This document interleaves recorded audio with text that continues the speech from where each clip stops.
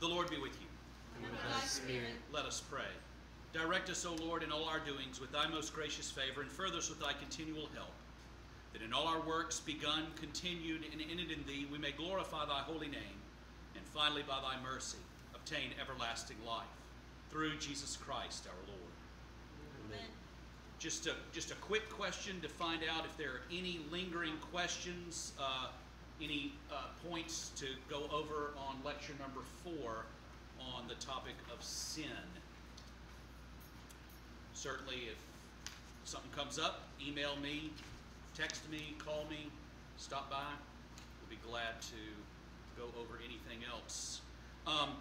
This lecture today is dealing with redemption as found in the Old Covenant, and then next week we'll follow with the books of the Old Testament, how we got them. Then what we will discuss in lecture number 7 is the books of the New Testament and how we got them. And then the chapter after that will be on the Messiah, which will, of course, basically bookend redemption as found in the New Testament. So you kind of see the organization and order into how this is organized. So tonight we are going to look at the story of redemption as found in the Old Covenant, in the Old Testament. Thanks for 5. You're going to stop it and start again? No, I'm not going to stop it and start it again. My son only gave me $1 back in change, just for your information. Out of 2. This video is going to go viral. Genesis presents the creation of Adam, which is the Hebrew word for mankind, Adamah, as taking place in 2 stages. First, God forms Adam out of the dust of the earth, and then he breathes life into him. Man rebels against God and introduces disorder into his creation. The result is a human society that is separated from God and from nature and ultimately from itself, divided within itself. Everyone born into that human society is alienated from God, from nature, from others, and is divided within himself. Human beings, as they are born, do not know what they are for, what their end or what their purpose is. And actually, there's a theological word for that. The word is telos, and where we get the theological word teleology. And it's a realm of theology that deals with the notion of ends and purposes. And so if you ever see in any theological type reading the word teleology, that's dealing with man's end and what our purpose is for. Fallen human society gives individual persons distorted moral values. The moral values of society are distorted because the people who make up that society are estranged from God and are confused about right and wrong. This is a vicious circle. But God does not simply erase the first creation which went wrong. Instead, like a master artist, he redeems the mistake by making use of the result, weaving it into the fabric of his new creation. In this way, even the rebellious becomes something precious through its consequences. Genesis tells of God setting out through the slow and painful process of history to form a new mankind out of the remnant of the old, into which, in the fullness of time, he would breathe his life anew. The nation of Israel is formed by God to be the new Adam, into which, at Pentecost, he would breathe his Holy Spirit. In Hebrew, that word is ruach, or spirit. It also means wind or breath. The rest of the Bible is the story of recreation and the redemption of mankind. So, looking at the epic of the patriarchs, basically beginning with Abraham in Genesis chapter 12 and all the way through the remaining 38 chapters of the book of Genesis, we deal basically with 3 people: Abraham, Isaac, and Jacob. And of course Joseph and his departure and his departure into Egypt. The story of Abraham, Isaac, Jacob, who was renamed Israel, and Joseph, begins in legend and moves to the threshold of history. These figures are both individuals and symbols of the tribe. It is not always possible to tell which. The Hebrews invented history, but their emphasis is not simply on events or raw facts, but rather on the meaning of what happens. For them, what happens is the result of either the active or permissive will of God. Abraham is chosen by God, and this calling, together with his response and trust, is the basis of the Hebrews' relationship with God. At first, the story reads as if it is about one old man and his wife, a mom and pop operation. But in chapter 14 of Genesis, we discover that his household is so large that it contains 318 fighting men, which he sends to the aid of his kinsman Lot. In chapter 17, because he is to be the father of a multitude of nations, his original name of Abram, father, is changed to Abraham, big father. Abraham has two children. The first by his servant woman, or actually by Sarai's servant woman Hagar, and the second by his wife, Sarai, who later becomes Sarah. The junior son, Isaac, becomes the inheritor of the promise. Throughout the Old Testament, there is a pattern in which God chooses unlikely characters to be the agent or link in the process, such as younger sons and women who would not be expected to have children. Abraham is a sheikh, the Arabic word for judge or elder, the founder of a tribe. Theirs is a world of murder and robbery. And so, whoever can found and preserve a tribe is a hero, the father of his country. From time to time, such a sheikh will lead his tribe into battle, but his continuing function is to keep the peace and preserve the unity and life of the tribe. In that sense, he judges his people. The Old Testament book of Judges is basically the book of sheiks of the tribes of Israel. Their morality is thus a tribal morality. Thou shalt not kill means thou shalt not kill one of your brethren, another Israelite. At the basis of the tribal unity is the common meal. One does not eat with an outsider. To admit someone to your meal is to accept him as your kinsman and to extend to him the protection of your moral code. Abraham begat Isaac. Isaac begat Jacob, whose name was changed to Israel. Israel begat 12 sons, the youngest of which is Benjamin, and the next to the youngest is Joseph. The story of Joseph is called the Little Gospel of the Old Testament, and it has striking parallels with the story of Jesus. Israel is a father who has a favorite son. He sends the favorite son to see how his brothers are doing. They have been jealous of him for a long time, and as they see him approaching in the distance, one of them, Judah, proposes seizing him, which they do, and then they sell him to some merchants who are headed to Egypt for 20 pieces of silver, and they take away his many-colored coat. He is taken down into Egypt, where he is put in the dungeon with two other malefactors. One of them is saved on the third day, and the other is not. Eventually, Joseph is raised from the dungeon and becomes the prime minister of Egypt, sitting at the right hand of Pharaoh, the king. Pharaoh puts him over all his kingdom because he successfully interprets his nightmares. Those dreams foretell 7 years of plenty for that part of the world, followed by 7 years of famine.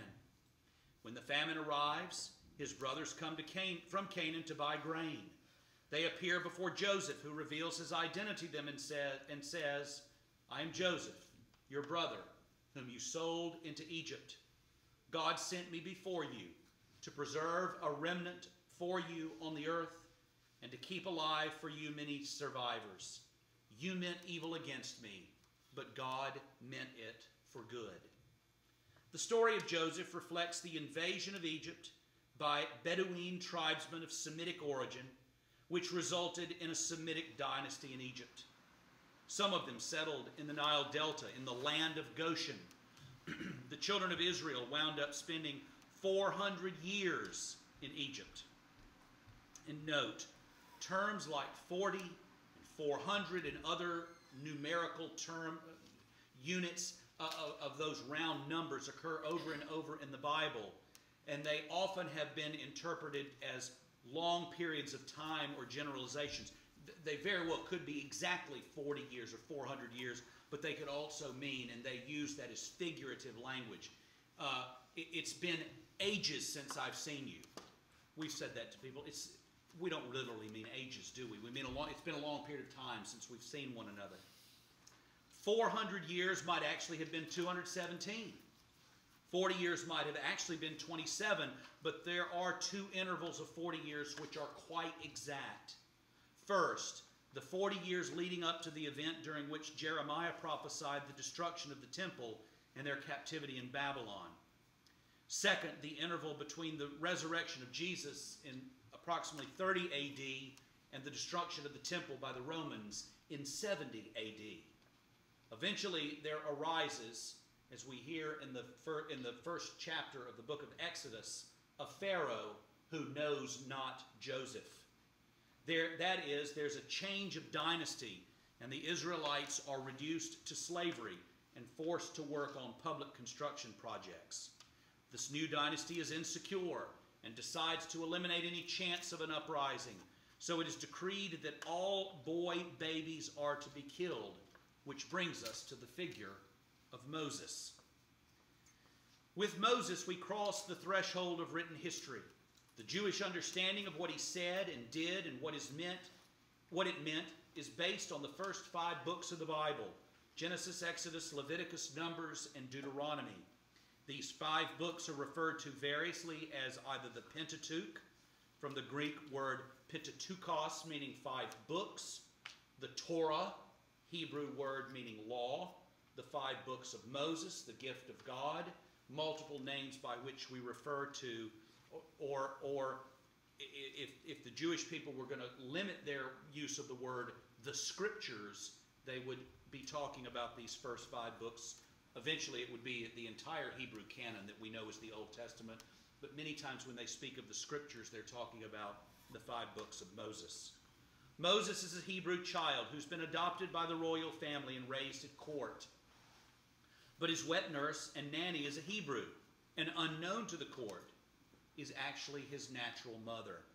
Moses grows up enjoying the rights and privileges of being an Egyptian prince, but he is soft on the Hebrews. On one occasion, he kills an Egyptian who is abusing a Hebrew, but almost at once the story begins to leak out. So for fear of his life, he runs away, and he winds up out on the frontier in the land of Midian. He becomes foreman for Jethro, high priest and king of Midian, sort of a combination of the mayor and local preacher.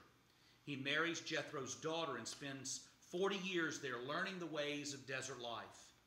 One day he has an awful experience. He comes upon a bush which is on fire and yet does not burn up.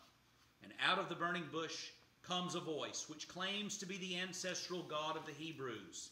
He tells Moses to go back to Egypt and negotiate with Pharaoh on behalf of the Hebrews. Moses asks the name of the one who is speaking with him, and the voice says, Yahweh. And we have given, these are the English versions of the Hebrew characters, JHVH or YHWH, which in Hebrew means I am who I am, I will be what I will be, I am he who is, or simply, I am the great I am. I am tells Moses that his brother Aaron will be his spokesman. Moses returns to Egypt and organizes the Hebrews. Moses tells them that I am commands that on a particular night, every Hebrew family is to kill a lamb, smear the blood around the entrance of the house, eat up the meal completely, and then leave in the middle of the night, which they do. And they arrive at the edge of the Red Sea with the army of Pharaoh in hot pursuit.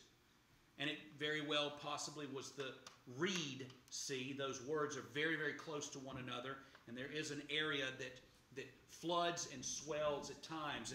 And the waters can come up very quickly, which, of course, if you're trying to explain away miracles, people have used that.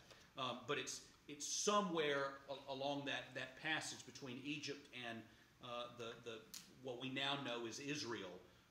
They crossed somewhere through there, and it's the swampy area where the Suez Canal would later be built. That night, God causes a mighty wind to arise, force the waters back so that they are able to walk across. And as the enemy starts to cross after them, the waters rush back in and drown the Egyptian soldiers with their horses and chariots, and the Hebrews wind up safe on the other shore. Moses proceeds to organize them as a Bedouin tribe, and then he takes them to Mount Sinai. On the way, they meet and have a skirmish with the people called the Amalekites, who are on the way to invade Egypt. At Mount Sinai, he tells them that I Am has brought them out into the desert to make a covenant with them. That is a deal, a contract. And the terms of the deal are summed up in the 10 Commandments, written on 2 slabs of stone. The people agree to the covenant. To ratify it, Moses builds an altar, sacrifices oxen, which he drains the blood into a bucket. Part of the blood he pours out onto the altar, and after reading the terms of the covenant to the people, he sprinkles the rest of the blood onto the people. This gives them a blood relationship with I Am. In time, the Israelites become convinced that God's proper name was too holy to be pronounced. So they develop the custom of substituting the word Adonai, which means Lord. In English, when the word Lord refers to the divine name, it is usually written in all capitals, as you see there. And most English translations of the Bible designate that when the sacred name for God, which is known as the Tetragrammaton, the YHWH or the JHVH, however you, the capital L, capital O, capital R, capital D, you can note when you're reading an English Bible, that's what that is standing in the place for. And when one note about Hebrew has no vowels symbols, only consonants. And that's why the divine name is written JHVH or YHWH. And our old-fashioned rendering of it is Jehovah, or if you use the Y, Yahweh, is us putting the vowel sounds in there so it's actually pronounceable. I mean, you really can't pronounce a word that's a string of consonants with no vowels. So you have to supply the vowel sounds. So that's where we get the words Yahweh or Jehovah. So at Mount Sinai, for the first time in history, a people chooses to worship a God which is other than the God of the locality, and is also a God which they believe has chosen them and adopted them. More importantly, religion moves beyond the sacrifice of possessions to include also the sacrifice, the offering of behavior as well. Thus, the line that we know from the liturgy, and here we offer and present unto thee, O Lord, ourselves, our souls and bodies, to be a reasonable, holy, and living sacrifice unto thee, comes from this notion of a sacrifice of our behavior.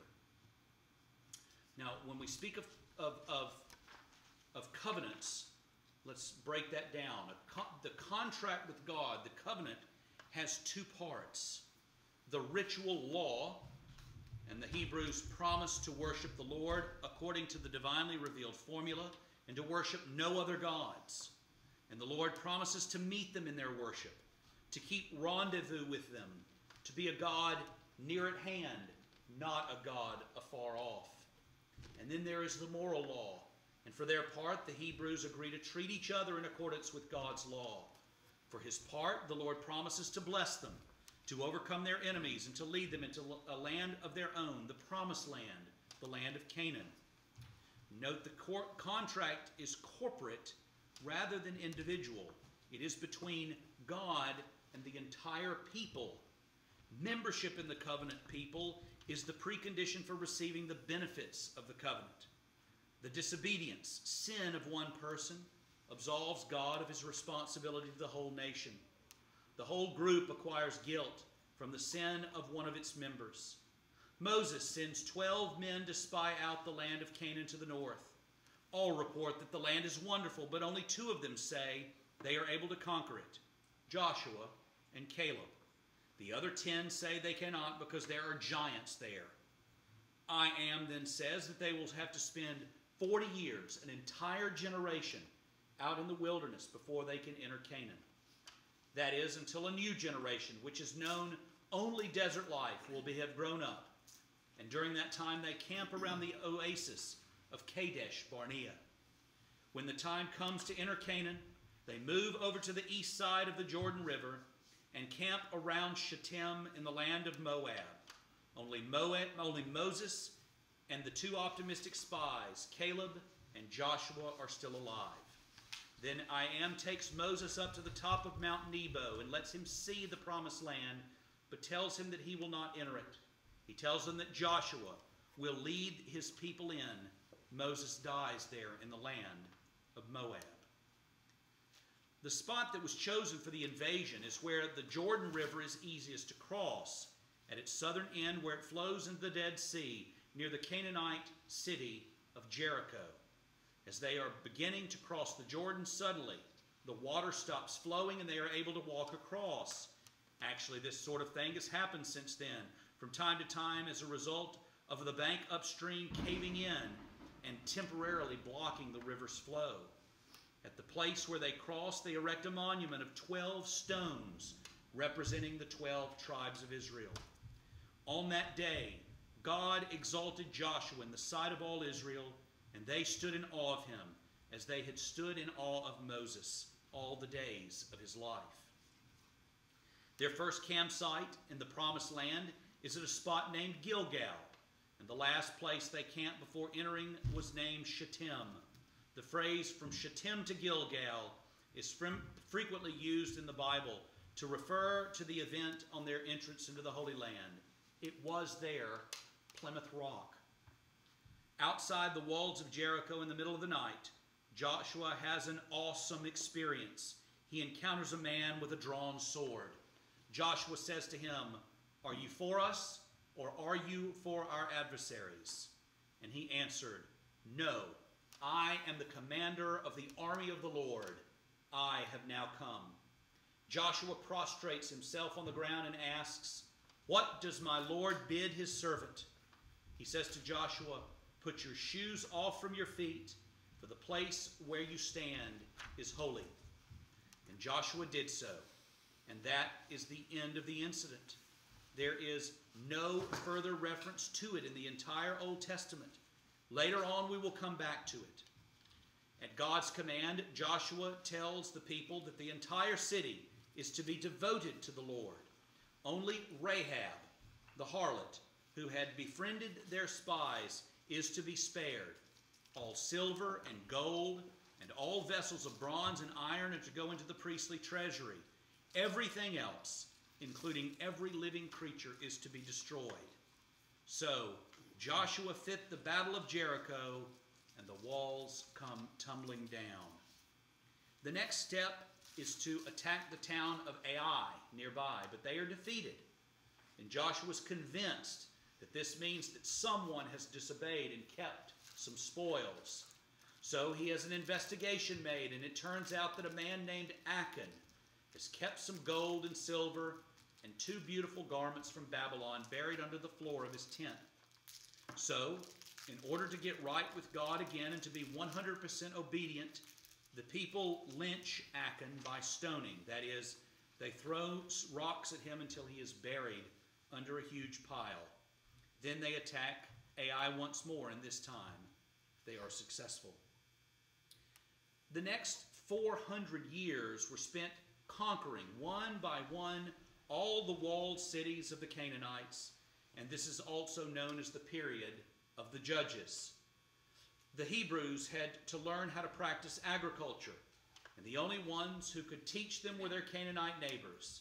Scientific agriculture involved offering sacrifices to fertility gods and practicing sympathetic magic.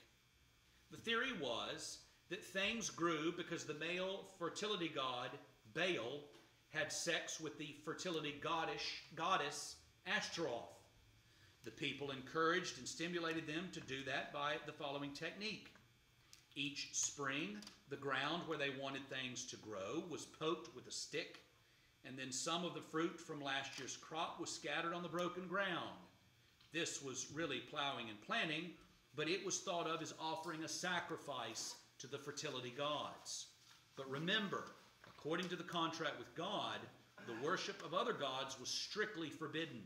So when Hebrews do that, they are guilty of apostasy, infidelity to the Lord, what the prophets would later refer to throughout the pages of Scripture. They went a-whoring after strange gods. And on a number of occasions, after a fling at scientific agriculture, the Hebrews found themselves under attack from other Bedouin tribes, as well as from the Canaanites, and they would be beaten. After their defeat, some judge would rise up and tell them that the defeat came because they had been unfaithful, and if they would only repent, God would give them victory. So they did, and so he did. Later, as they thought about it, they saw this pattern in their history. First, a period of peace, which was followed by a period of apostasy, which was followed by catastrophe, followed by repentance, followed by a God-chosen leader to save them, followed by another period of peace, followed by apostasy, and so on, and so on, and so on. This pattern continued for over 1,000 years until the time of Jesus. This section right here, the United Monarchy, is going to basically look at the first three kings, Saul, David, and Samuel, and encompasses what we know as what once was called the first four books of the Kings. 1st, 2nd Samuel, 1st and 2nd Kings were 1st Kings, 2nd Kings, 3rd Kings, 4th Kings. Some Bibles still have them designated that way, so keep that in mind. But that's going to cover the United Monarchy and the first parts of the books of Chronicles. So the last of the judges is the first of the prophets, Samuel. The people beg him to give them a king like their neighbors, and finally he gives in. The king's name is Saul. The kingdom is taken away from him because he keeps some sheep for sacrifice when Samuel told him to devote to God all of the conquered Amalekite city. Samuel makes the point that obedience, the sacrifice of conduct, is more important than the sacrifice of things. Just a quick question. How do we refer to that in the New Testament? How does Jesus and Paul refer to that the point of obedience is more important than the sacrifice of things? Just a quiz. For I desire mercy and not sacrifice. That phrase, but then also, I would rather have your heart circumcised, as what Paul would say later on. I want the change to be of the heart, rather than either some outward appearance of actual circumcision as the mark of the Old Covenant, or these sacrificial practices. The psalmist, in multiple occasions, makes comments about, I abhor the blood of bulls and goats. He wants a new heart. He wants a changed person over and above, and that's the most important thing. Also, the story of Mary and Martha is also a perfect example. Which one chose the better part? The sacrifice of conduct over the sacrifice of making busy. Saul, of course, is succeeded by David, who makes them the most powerful nation in that part of the world. David is succeeded by Solomon, who adds greatly to their wealth, but he also commits flagrant apostasy by marrying many foreign wives and building temples to their pagan gods in Jerusalem. Solomon also enslaves the people to build public buildings the way Pharaoh had done. He is succeeded by his son Rehoboam, who increases the slavery of the people a rebellion results. The northern 10 tribes secede under the leadership of a man named Jeroboam, and thus we now have a divided kingdom. The kingdom of Israel in the north and the kingdom of Judah in the south. So for the next 200 years, the people of Israel are divided, 2 nations instead of 1. Northern Israel, its capital is at Shechem, and then it's Samaria. The southern kingdom of Judah, with its capital continuing to be Jerusalem. Jeroboam, the king of Israel, builds 2 temples to compete with the one in Jerusalem. One at Dan in the extreme north, and the other at Bethel, about 20 miles north of Jerusalem. In each he places an idol, a calf of gold to represent the Lord. Amazing how the stories repeat themselves and they don't tend to learn their lessons over time. But a golden calf is already a symbol for the fertility god Baal. And remember, that was what the Israelites were worshiping when Moses came down from Mount Sinai with the law.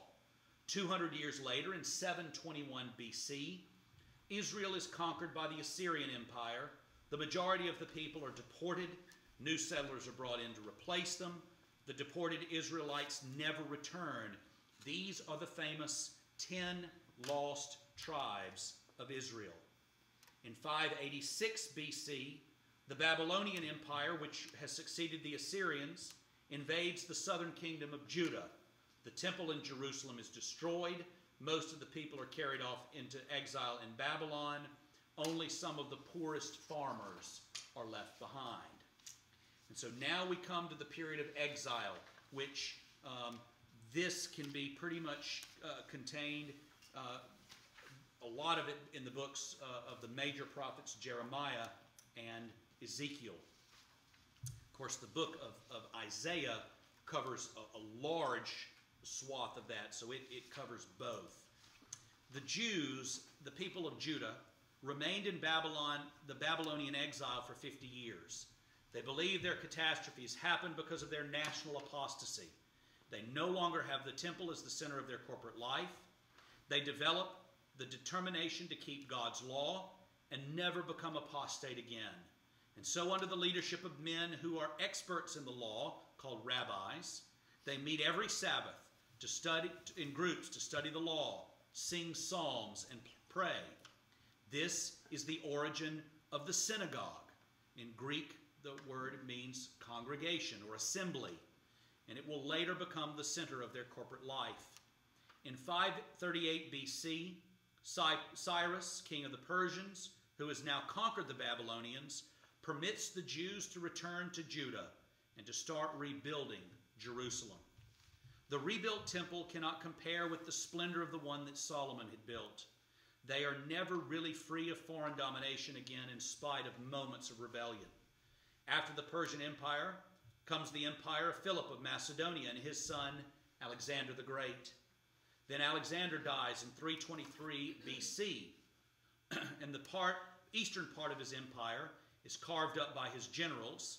Seleucus gets Syria, Ptolemais gets Egypt, and at first the Holy Land is ruled by the Ptolemies, and then by the Seleucids get control of it in 198 BC. The Seleucid king of Syria, Antiochus Epiphanes, tries to force the Jews to merge the worship of the Lord with the worship of Zeus.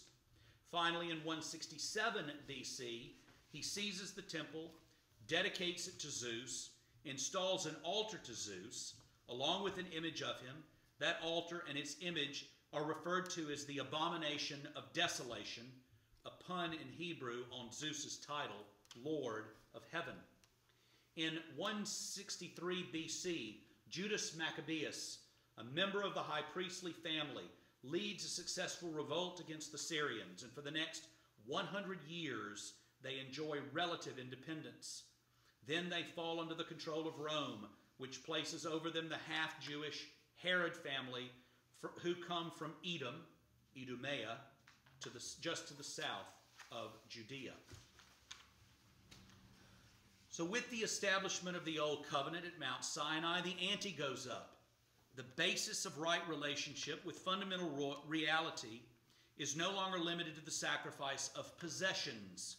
It now requires the sacrifice the offering of our conduct. Furthermore, the right relationship, righteousness, is not an individual matter, but a corporate one. The covenant is a contract between the Lord and the nation, a closed shop contract. In theory, when the nation fails to produce 100% obedience, the deal is off. The story of Achan at Jericho, which we heard about earlier, illustrates this approach to righteousness. While they are 100% obedient, the Lord gives the Hebrews the victory at Jericho. But because of the sin of one man, Achan, they are defeated when they try at first to conquer Ai. The only thing to do is to purge themselves of the one rotten apple in the barrel. When they have done that, they are 100% again. And then they are victorious at Ai because now the Lord is on their side. Now, a question. Is God fair to hold the sin of Achan against the whole people? Well, where does Achan get the notion that it is all that important to have fine clothes and gold and silver? He gets it from the same place that the third grader gets the notion that if he comes to school with $10, that he has sneaked from his mother's purse and buys candy for all his friends, he will be the big man on the playground. He gets it from his peer group, his society. Imagine the scene. There's a big bonfire in the middle of the ruins of Jericho. Men are bringing everything that will burn and piling it on the fire. Not far away, the priests are receiving all the gold and silver jewelry, etc., which will be melted down and will go into the cultic treasury. As this goes on, the men who have won the battle look on. They have risked their lives, and they are not getting anything out of it, and they grumble. I don't see why we couldn't have those fine clothes to replace the rags that we've lived in for 40 years. Look at those damn priests collecting all that loot. And every one of them would really like to do what Achan did. In their heart of hearts, they are just like him. He does what they would like to do.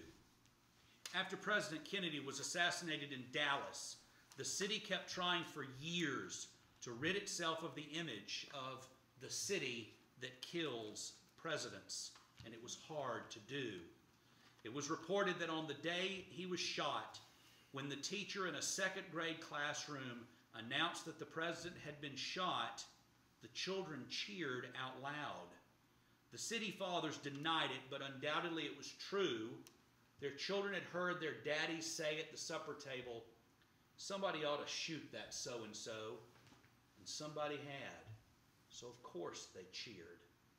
It took the city of Dallas nearly a decade to get over its neurosis. The president is a father figure, and deep in his heart at some point in his life, everyone has wished his father dead, except you and me, of course. We've never thought that. The reason you and I are excluded is because you and I have repressed it, forgotten it. A friend of mine with a large family had this experience. On one occasion, when his children had been unusually naughty, he lined them up and gave them a tongue lashing, and when he was done, his 5-year-old son pointed his finger at him in the shape of a gun and said, "Pow." If not father, then boss, policeman, school teacher, priest, etc. We have an ingrained ancient conviction that we ought to honor and respect Daddy. There is a little Lee Harvey Oswald, assuming that he's the one that did it, and not the CIA, hiding down in the dungeon of my subconscious, and I don't intend to let him out. I know I am not like that. I really am not. Or am I? When the real assassin gets loose and shoots the president, I can hear the chains rattling in my subconscious. And to prove to myself I'm not really like that, I become incensed at the real Lee Harvey Oswald. When the mass murderer Carl Chessman was finally captured, the public would have lynched him if it had had the chance. But he became a jailhouse lawyer and got his execution postponed for years. When he finally was executed, there was a great outcry of sympathy. Thousands of letters were sent to the governor pleading for his life. What caused the change in public sentiment? We identify with him, that's what. Jesus says, "He that hateth his brother is a murderer." That does not need explanation to the man Who remembers how much he hated to fight when he was a boy? And the bullies knew it, so they picked on him. And one day he was pushed too far. Then he went berserk and picked up a 2x4 and tried to kill his tormentors. My murderer, my adulterer is repressed. When someone comes along and does openly what I dare only fantasize about, I demonstrate how much I hate this part of myself by aggressive, hostile action against the criminal. But months later, I find myself identifying with him. There, but for the grace of God, go I.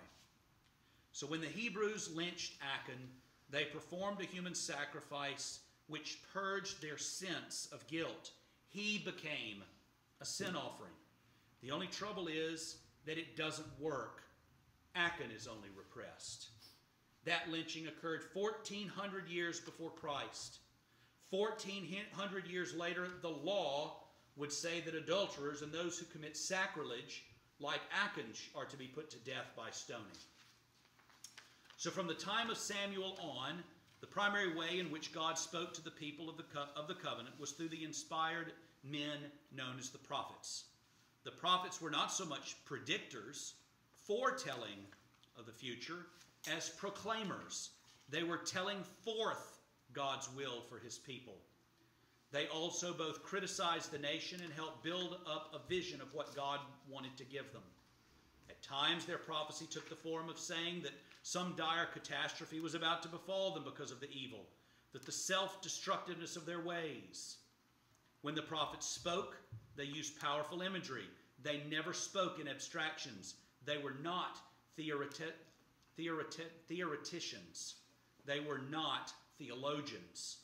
At times, they went beyond spoken imagery and acted out their message. For example, to dramatize this message that the nation of Israel was being unfaithful like an adulterous wife, the prophet Hosea actually married a harlot. And when she bore children, he gave them symbolic names like not pitied and not my people.